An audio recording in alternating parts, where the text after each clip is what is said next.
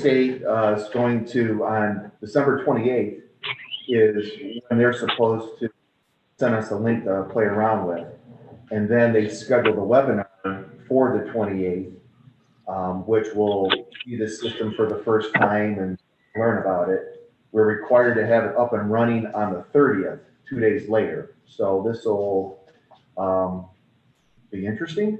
So Robin is ready to put on our website whatever we come to learn about on Monday.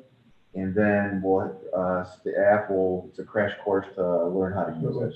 It's a work in progress as far as the training goes.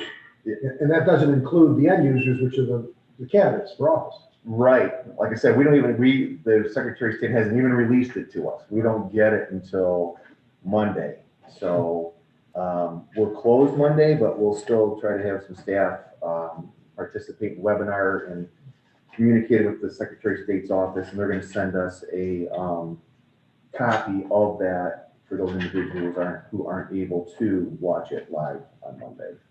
Thank you. Are there any other questions about the acknowledgement? Hearing none, all those in favor signify by saying aye. Aye.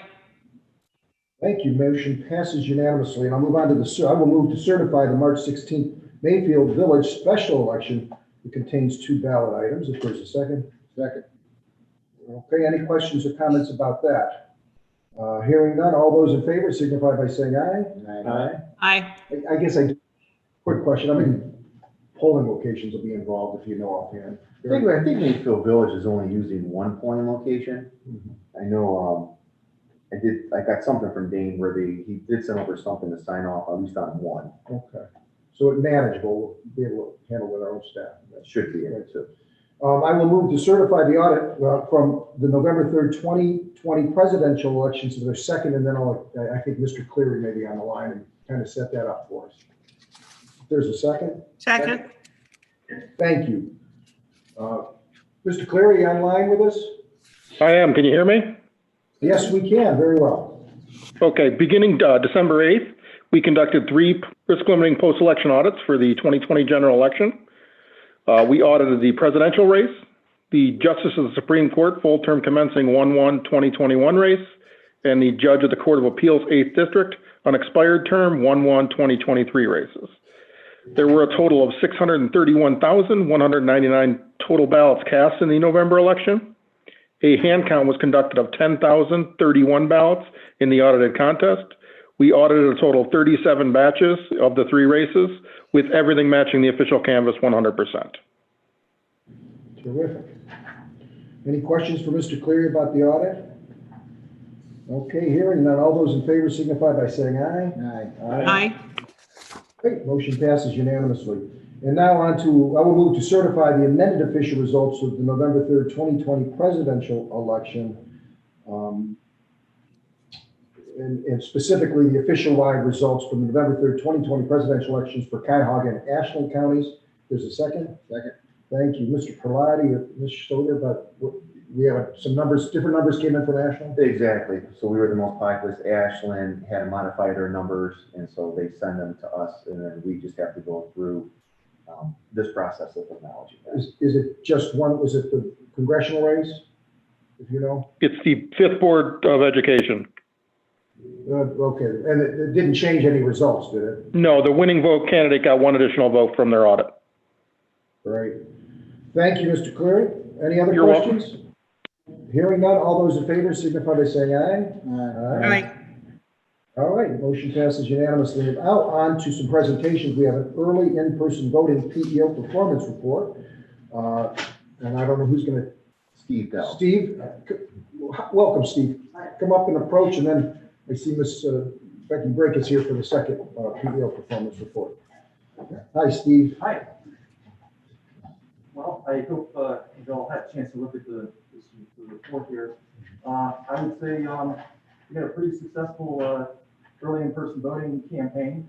We had about a little over 53,000 voters come in to vote. It was an unusual circumstance. We were, presidential is always pretty hard to get ready for anyway.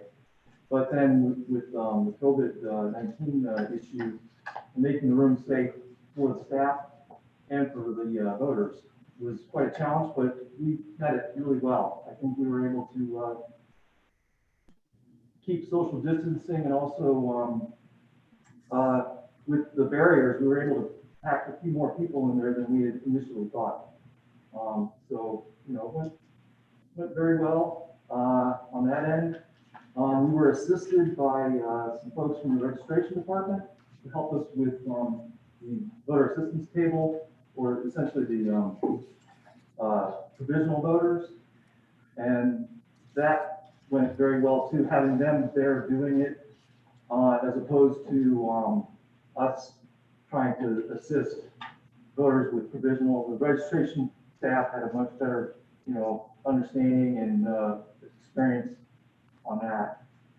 So, with that, I mean, are there any questions? Oh, certainly. I want to acknowledge, and I know my other board members will want to comment too. I mean, it was just, I voted early in person, and it was a marvelous, very efficient. Staff was extremely friendly. It was really touching when the people that voted first time, you know, you hear people clapping and hooting and hollering.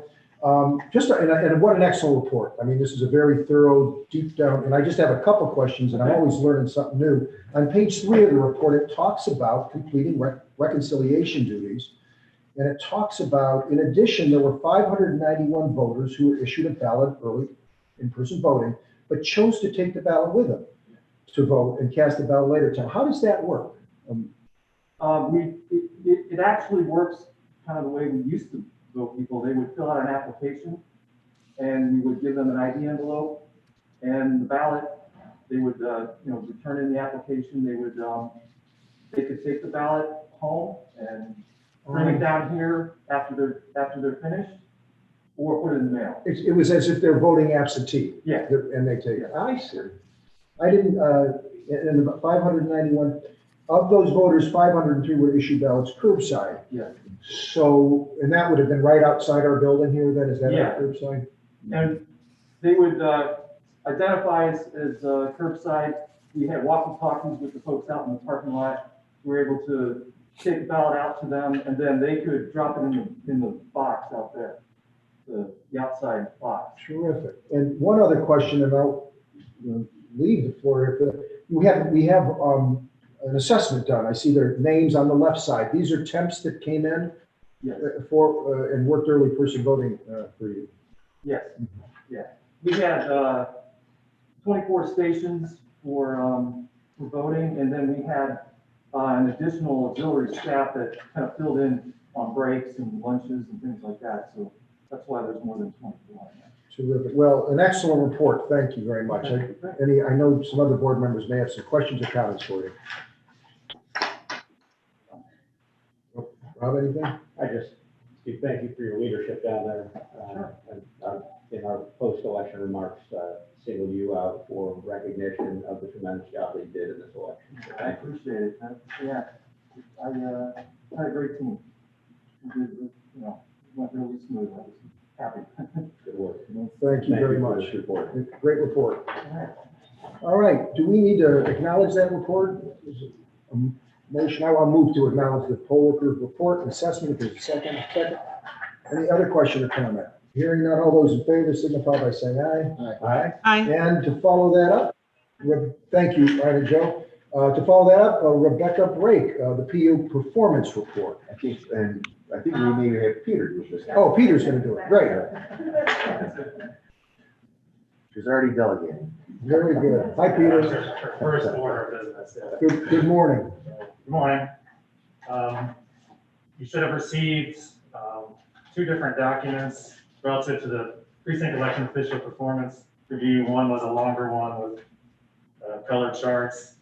This covered the specific requirements in the Secretary of State's election officials manual, in addition to some other objective criteria that we've used to evaluate the poll workers.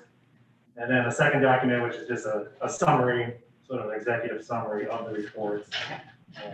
I'll spend a few minutes on this. I think this is a little bit more digestible. I think overall, the performance of our precinct election officials was, very strong, considering the conditions with COVID, the type of election, and in particular, just the number of new workers that we ended up having in this election. Overall, we had a little bit over 3,000 new poll workers, which accounted for 62% of our workforce, which is significantly higher than certainly anything that I've seen in the 4 years I've been here. I think typically we average 10 or 15% of our workforce. So to have that percentage was, significant and obviously created, a little bit of unknowns, but I think overall these new workers did very well.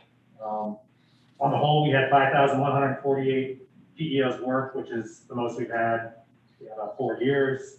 Of that, we had that new position for this election, the sanitation official, at 543 of those. So we were able to get about, on average, 2 sanitation officials per polling location, which is important.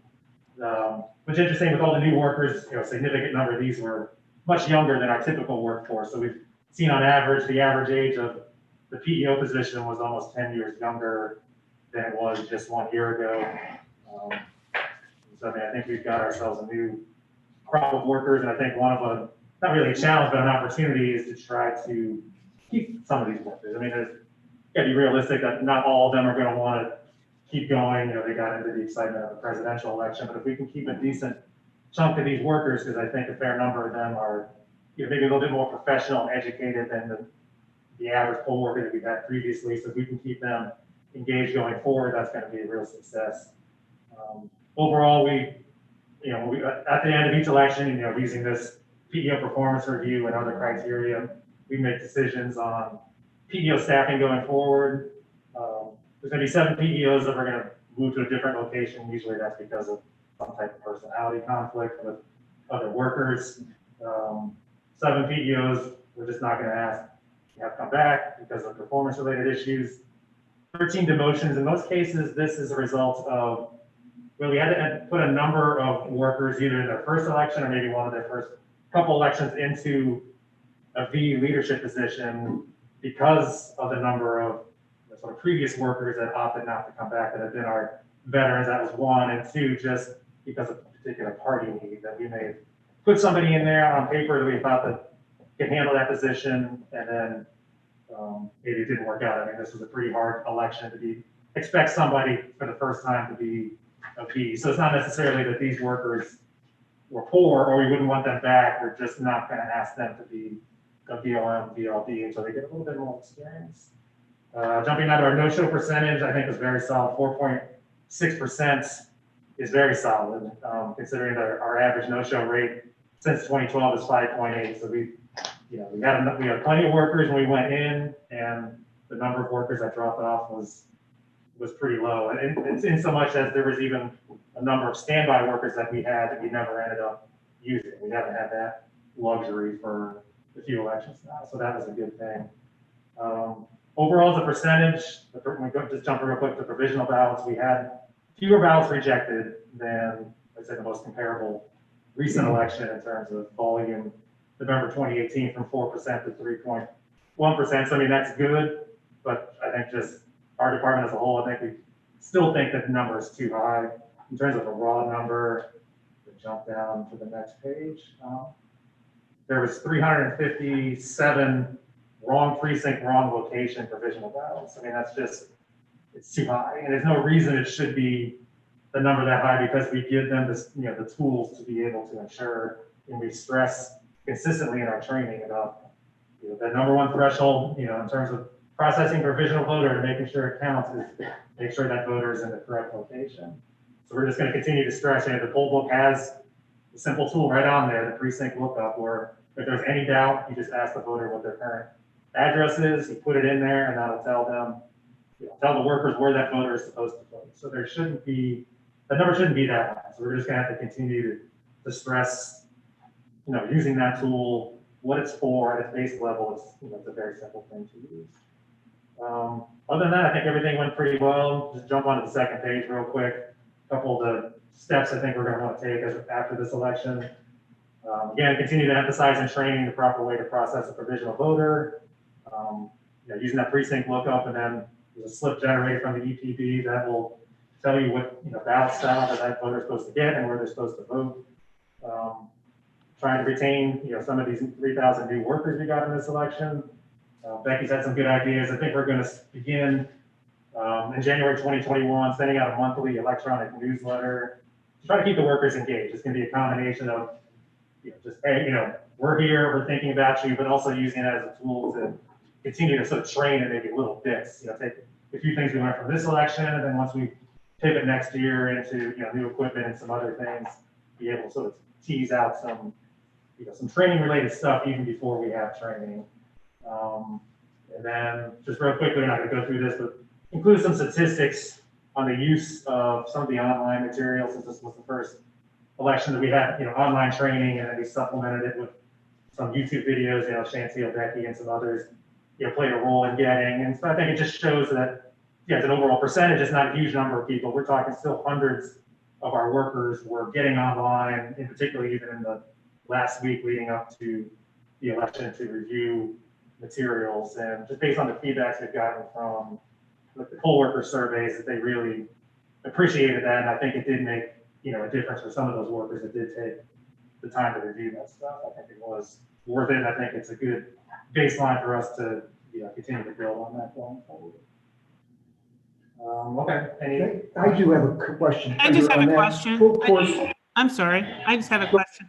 Just on the poll worker Go retention, ahead. if I may, just on the poll worker retention, I know we've done things in the past, but I do think, especially the new poll workers that we got from the Ohio Supreme Court and from the social worker group, but all of them, not just those. Have we done poll worker retention initiatives or something? And I'm wondering if we could use some of the grant money that we received that may or may not be, I think there's some unused grant money. Can we use some of those dollars for those efforts? And do we do anything like poll worker recognition or anything? Just wondering if those are things we might think of in an effort to get that core group, especially those that performed extraordinarily well, to keep coming back and working with us. We really haven't done poll worker recognition. At one point, I think we did send out some things, stars or something like that, but it's been a while since we've done something like that. So we haven't done anything more with that. As far as grant dollars, for retention purposes, I mean, that is one thing that was going to be interesting. The county executive gave us a substantial amount of money to increase the pay of the PEOs for this past November by a substantial amount. And so that money does disappear. We may be able to use some of our grant dollars that we have to keep that rate higher for the first half of the year, if we can get those extended. But I don't know, that's gonna be tricky when all of a sudden the rate goes down by almost $75. How many people still are interested in doing the assignment? So I'm not sure how else we could use the grant dollars, what would incentivize them. We will continue to do our CLE program.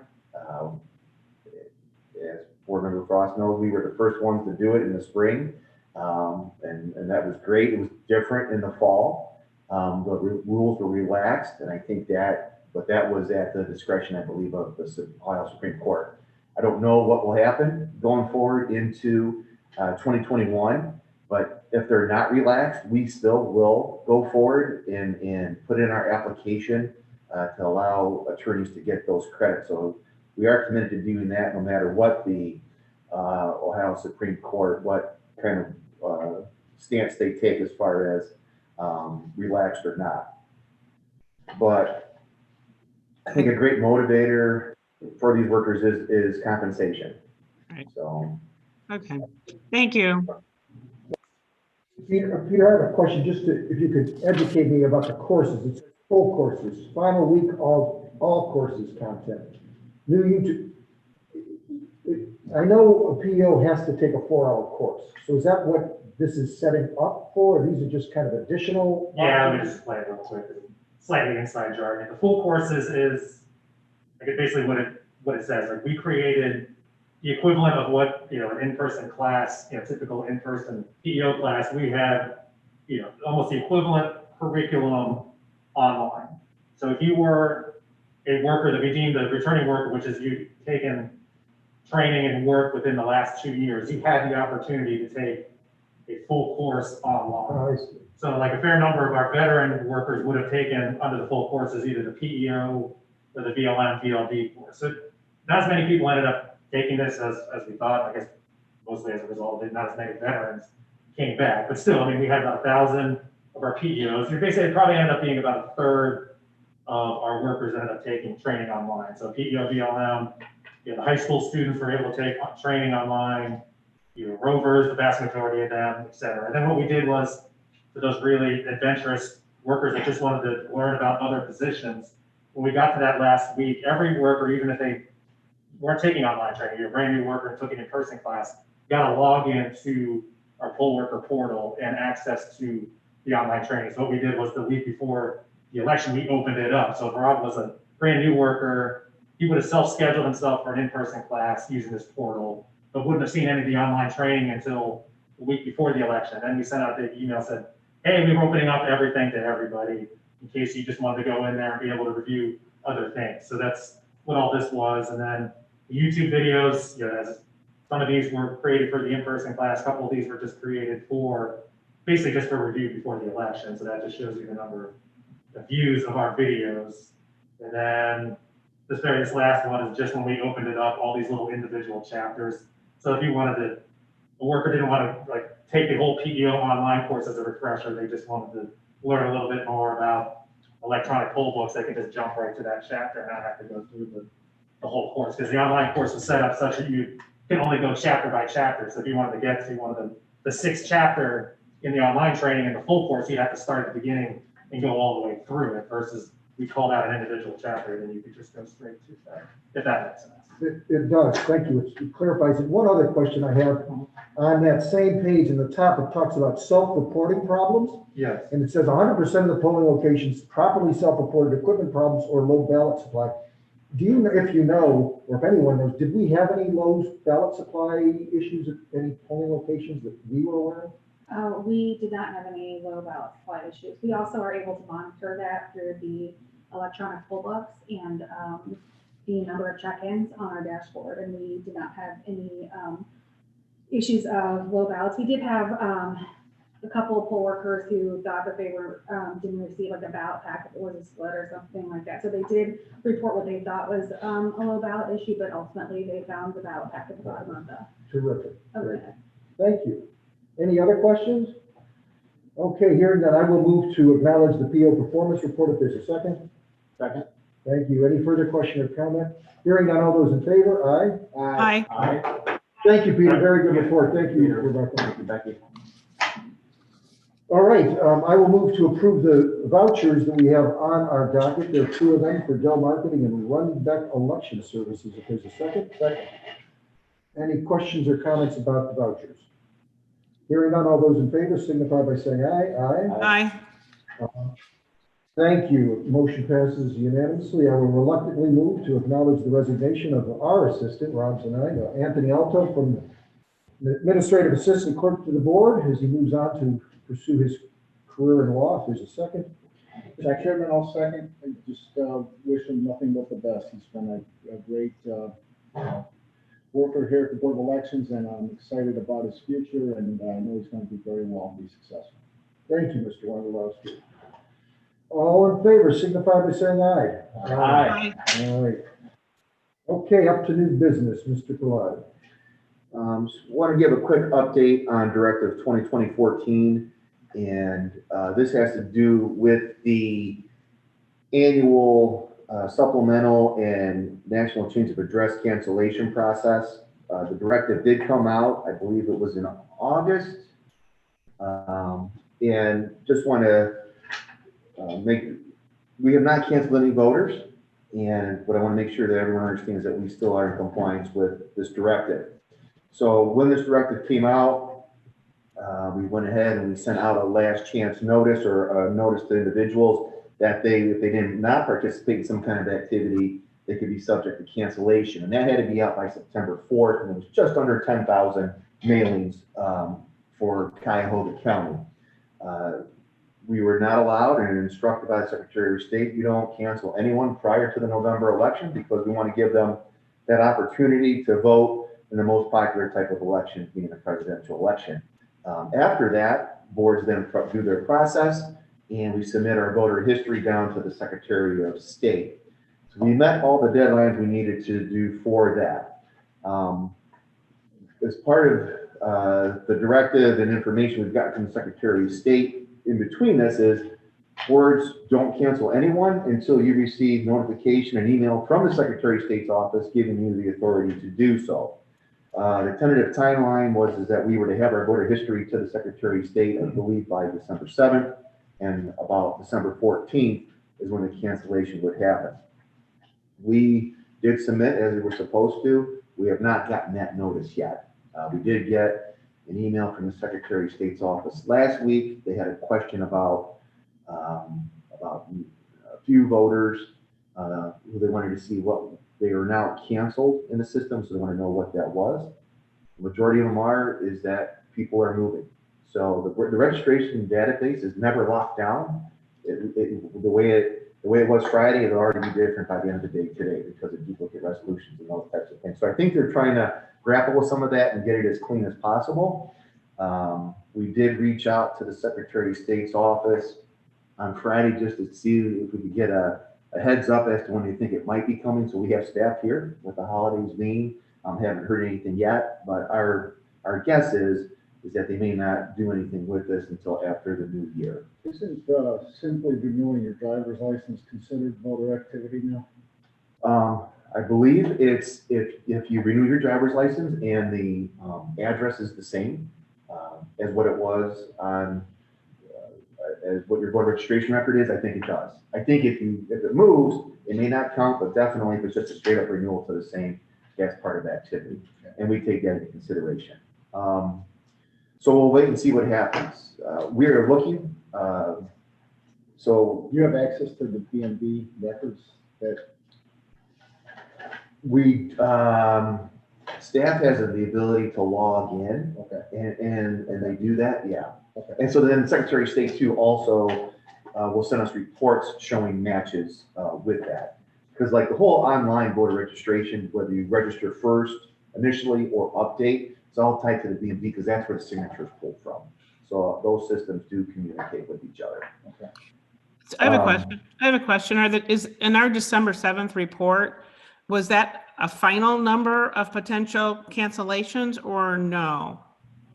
Did it include that? Yeah, so while it was, yeah, so we sent down what we intended to cancel. And so that number is right around 8,500. So it's about 1,500 less than the mailings that we sent out in September. In the majority of that are individuals who did participate in the election, but there are some individuals who just naturally passed away and other ones who did move and their registrations got canceled. So we're sitting on about 8,500. About 1,500 less than what we mailed out the last chance notice, and we're just waiting for guidance on that. Can you send us that report if it's an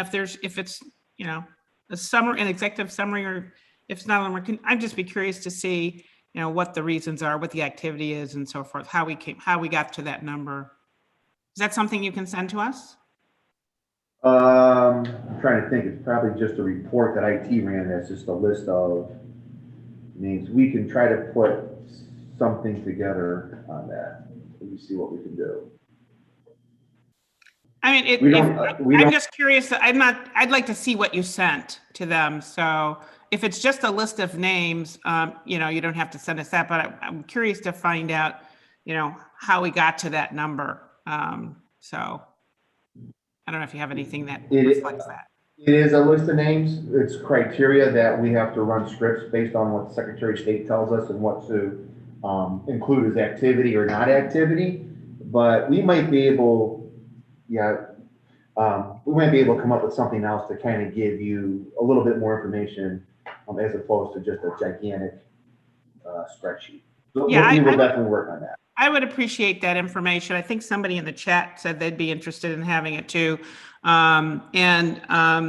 Just so we could know, you know, what the numbers really mean as opposed to just a list. So that'd be great. Thank you. Sure. We'll work on that. The other item, or another item I wanted to hit on was the potential for 11 congressional district election. We are getting phone calls. I'm sure you're probably getting phone calls also about that. At this point in time, there's not a whole lot to report. So, and that's because there's not a vacancy. So until there's a vacancy, there's no election to be had. But when that vacancy does happen, the governor then, he sets two elections. He sets a general election and a primary election for that district. And the governor does that in part because these crossover county lines. So for example, this is Cuyahoga and Summit County would be in this particular election. Once the governor sets those two election dates, the Secretary of State, he creates the timeline. So the filing deadlines and everything associated with that. It does not have to follow the traditional timeline that you would have in a congressional race because it's a special congressional race. We don't know what's going to happen. But typically what would happen is it would be a 90-day filing deadline before the primary for the candidates. The petitions require 50 valid signatures. So the petition requirements for signatures, that would be the same. What could change potentially could be the 90-day. And we won't know that until we have an election day. We won't know about election day until we have a vacancy. A reason potentially that maybe they would adjust that filing deadline is to see if they could get one of these elections to line up with another election. So for example, the state on their calendar has a May 4th primary. There's an August, I believe, 7th potential for a special election and so on. So everyone knows May 4th, that being the primary, the 90-day filing deadline is February 3rd. So that could be challenging when the inauguration doesn't happen until January 20th.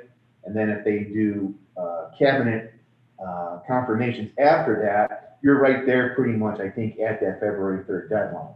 So again, if you're going to have a full 90 days and we're going to have it May 4th, that becomes, I don't know if that's possible. But if they were to adjust that, maybe it could be.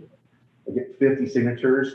I guess in the election world is not a lot of signatures compared to some other petitions you have to, but it's kind of like a wait and see. And then again, there is a general election with that, and they could, they could set it at whatever, 60 days apart or whatever it is. It doesn't have to mean that you'd have like a May and a November typically. It could be a shorter, and it most likely would be something shorter because there's a vacancy and they want to get that filled. That's a question on that. Sure. So prospective candidates for a potential vacancy can or cannot circulate for signatures until there's an election date set. Yeah, so good. That's why I want to get to that. They should not. So we can't give official guidance on this, but really you should not circulate petitions now because one of the things that has to appear on the petition is the date of the election. We don't know what that is. So therefore it's an incomplete petition. The other thing we don't know, and we'll get this guidance from the Secretary of State when the time is right, what's the first valid date a signature can have. So just because, maybe a vacancy does exist, until we get that guidance, and there will be some time between the announcement of the vacancy until when the Secretary of State creates this timeline, that might be out of play. We don't know because we don't control that. So I think the safest thing is people need to wait. One, because we don't have a date and you need to put that date on the petition. And two, we don't know what is the earliest acceptable date of a signature, assigning a signature on a petition that we can deem valid. So I know everybody's excited and wants to jump on it, but unfortunately there's nothing really we can do. We do have to just wait and see. So, but I wanted to make sure everybody knows that because we don't want someone out there right now circulating petitions to all of a sudden go through all this effort and then it's for nothing. So those were main things, I don't know what other questions you may or. How many counties are impacted with this congressional special and election? I believe it's two, Cuyahoga and Summit. Cuyahoga is the most populous. And then it kind of, when it goes into Summit, it kind of hits on the city of Akron in that area and in some of the suburbs. there. One's on 77, yeah. Yeah, Thank you. so that's, so we just, again, it's a wait and see on that one. Any questions for Mr. Pilati? Okay, hearing none. Do we have any public comments, Anthony, that you're aware of? No, nobody has informed me of any interest in making public comment today. Terrific. Is this something you want me to pass out? Yeah, if you just circle it.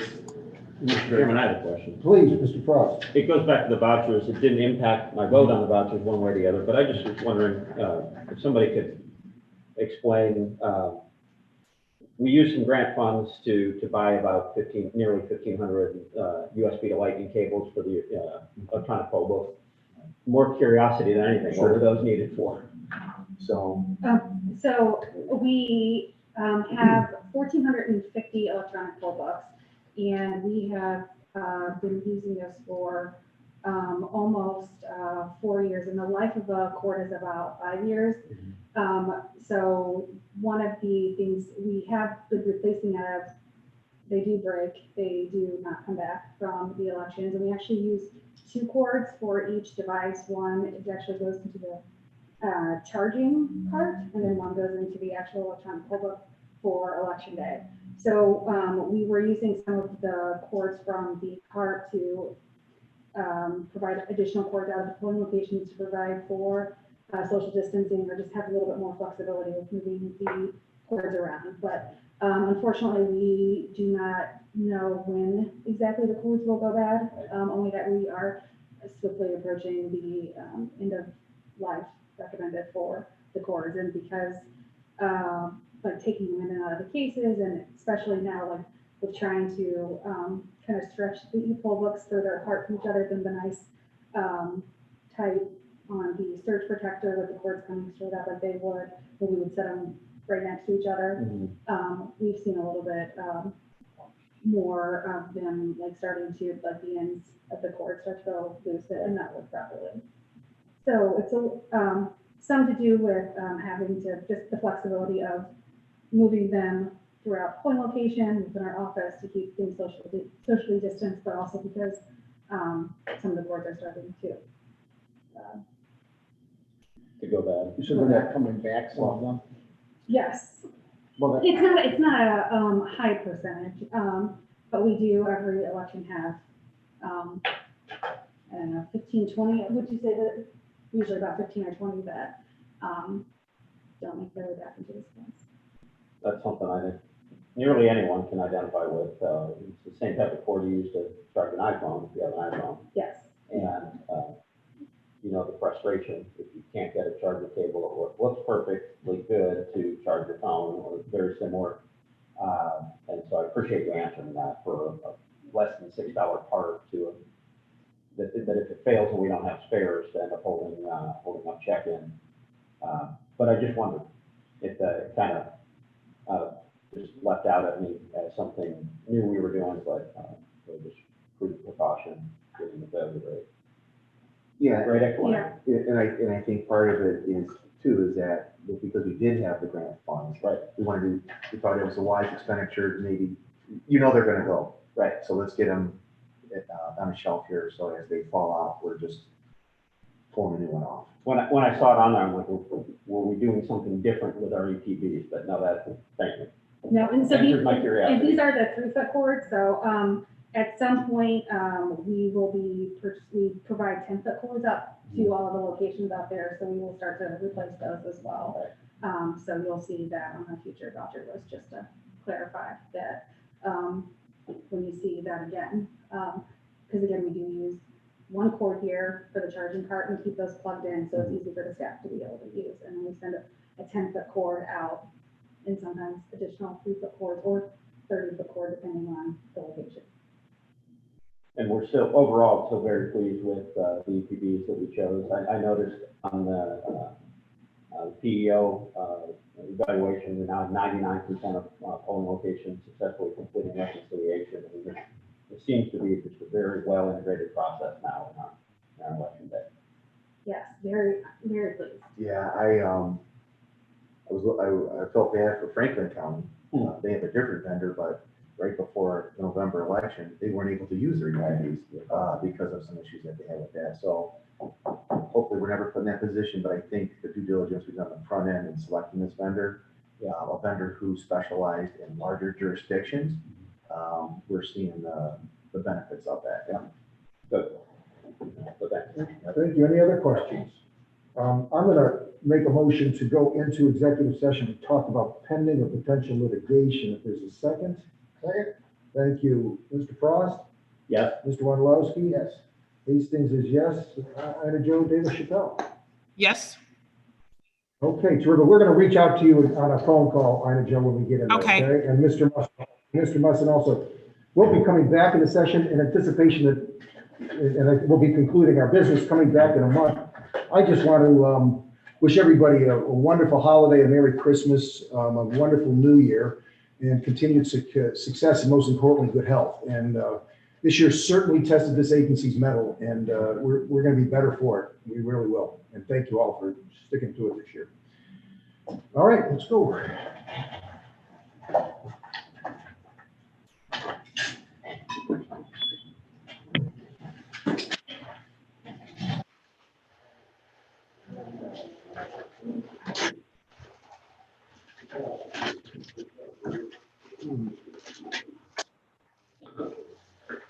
Sorry, Anthony. That's okay.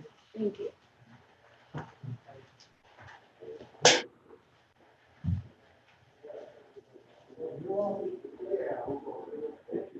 How are you? I'm good.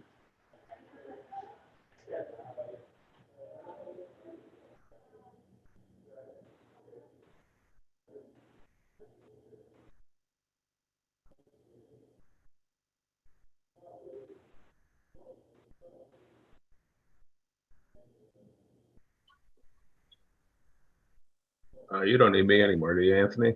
Yeah, I was just gonna say, I think Steve, you can you can go. You're free to go. If we need you, I'll just send you like the audio or something. But I think we'll be fine. All right, sounds good. Well, good luck to you, Anthony. Thanks a lot, Steve. Appreciate it. We'll be talking. All right, have a good I'll Christmas. send you my info too, my my contact info. All right, great. Sounds good. All right, great. All right, bye. See ya. Likewise, Anthony. Well, thanks a lot, Mark. Appreciate it. I'll Yeah, send good you. luck. Thank you. I'll send you my info too. I was meaning you know, maybe we could set up a time to talk or grab a beer or something Yeah. at some point. Yeah, shoot me an email. Yeah. Hold on a second. I got to jump off. Cool. All right.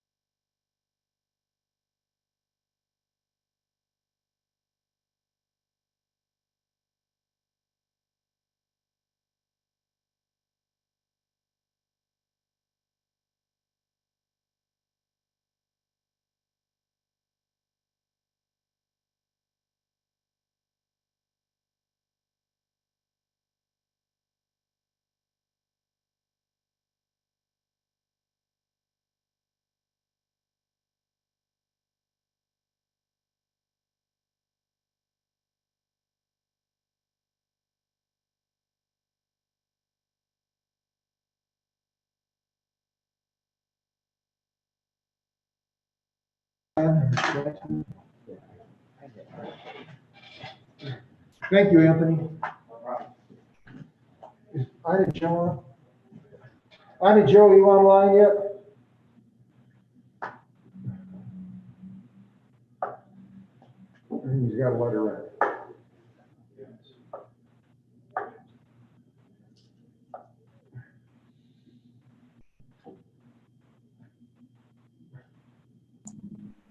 There you go. Okay, Ida Joe's back. I will move to come out of executive session if there's a second.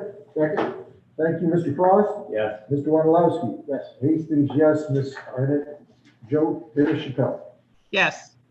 All right, we're out of executive session. Is there anything else that needs to be conducted at today's meeting? Hearing none, we were adjourned, so see y'all next year. Hey, take care, everyone. Be safe. Happy New Year. Thank you.